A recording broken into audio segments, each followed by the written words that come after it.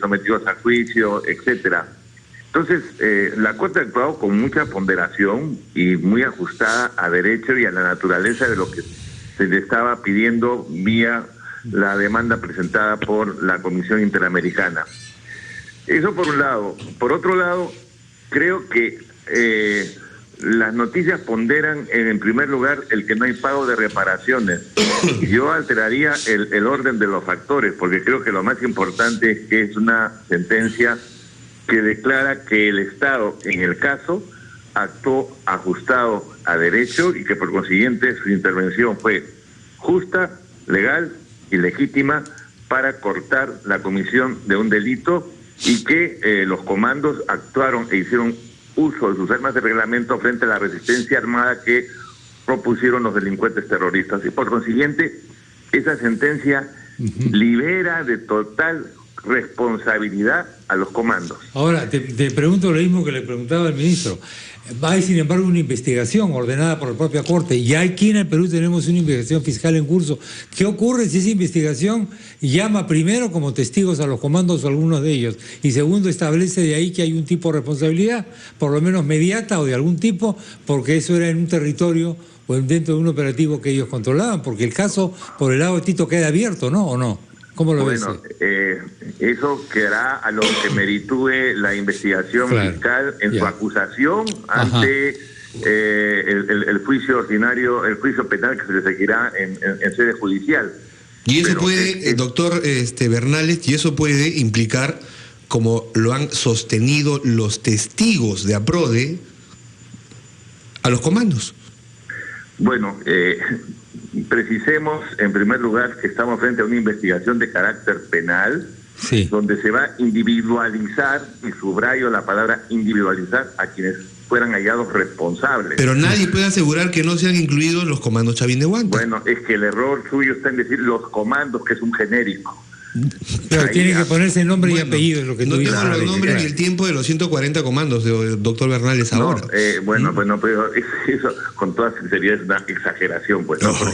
Pero tampoco podemos negar esa posibilidad, doctor. No, es que yo no tengo por qué ponerme en esa posibilidad, porque estoy pensando en términos jurídicos. Si la responsabilidad es individual y la persona que fue muerta extrajudicialmente lo fue de un disparo, de un solo disparo, evidentemente pues la acción de los comandos fue a quemarropa. Eso simplemente por lógica, no solamente jurídica, sino del sentido común, elimina de responsabilidad a todos los comandos. Yo no puedo ponerme, francamente, en un supuesto en el cual todos los comandos intervinieron y todos dispararon sus armas contra este así señor. No fue tampoco. Claro, no tendría fue así, que... no fue. Tendría, digamos, primero a ver si hay una acusación fiscal, porque todavía no sabemos si va a ser. Hay que estar las resultas de lo que diga la acusación fiscal, que insisto y repito, determinará responsabilidades individuales y no colectivas.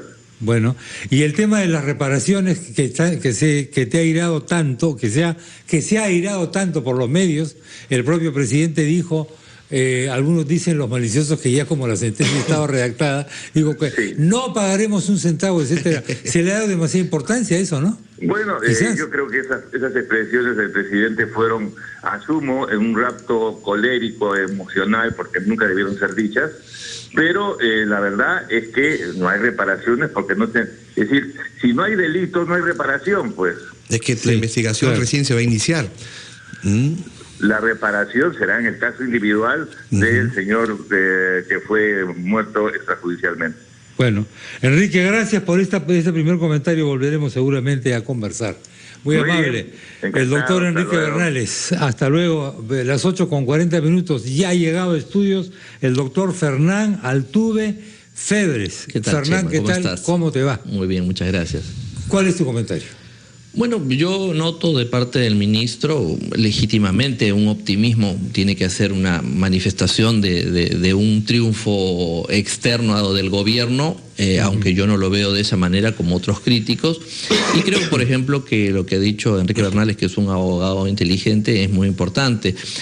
No se han pagado reparaciones porque no es la etapa de las reparaciones. La etapa de las reparaciones de existir se producirá cuando se individualice a los responsables en ese proceso de individualización, como ha dicho, se puede imputar a 140 hasta que se determine que es uno de ellos.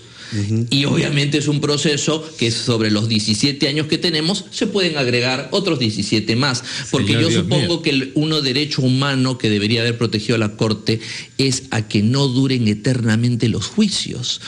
Los juicios tienen que tener una fecha de límite y de tiempo, porque si no es una tortura judicial. Entonces yo le diría al ministro, que ha sido muy ilustrativo cuando nos dijo que las personas que iniciaron los procesos habían perdido porque siempre apelaban, cuando muchos abogados sabemos que a veces los que ganan también apelan porque les parece insuficiente la victoria. Preguntarle, ¿y quién paga las costas de un proceso? ¿Quién gana o quién pierde? ¿Quién pierde? ¿Y quién va a pagar las costas de este proceso? ¿El Estado u otro? El Estado. Entonces, si pagamos las costas es porque hemos perdido, pienso yo. Entonces, aquí la verdad, Chema, yo creo que estamos siempre sobre lo mismo. La forma, número uno, de que el Estado sea el culpable. Segundo, la victimización siempre del agresor, porque el terrorista Tito es un agresor, pero termina siendo víctima sobre las víctimas sustanciales como son Valer, como son Justi. Sus nombres han desaparecido. Y para ellos no hay reparaciones. Para ellos no hay reparaciones, no existen. Y finalmente es la subversión, la inversión de los valores, porque estamos aquí simple y llanamente en la defensa de los culpables, de los agresores, y no en la defensa de las víctimas y de los inocentes. Entonces yo creo que no es para estar contentos, no es satisfactoria.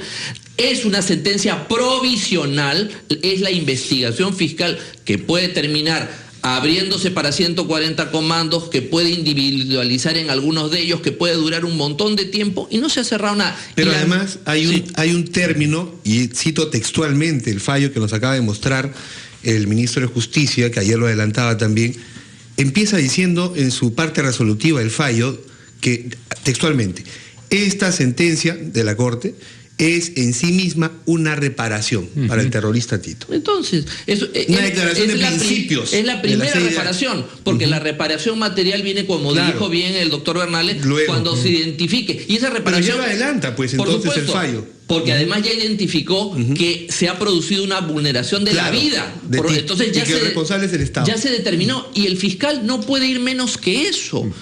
Entonces la situación es así. Ahora yo les digo, no es una sentencia histórica en el sentido del uso legítimo de la fuerza.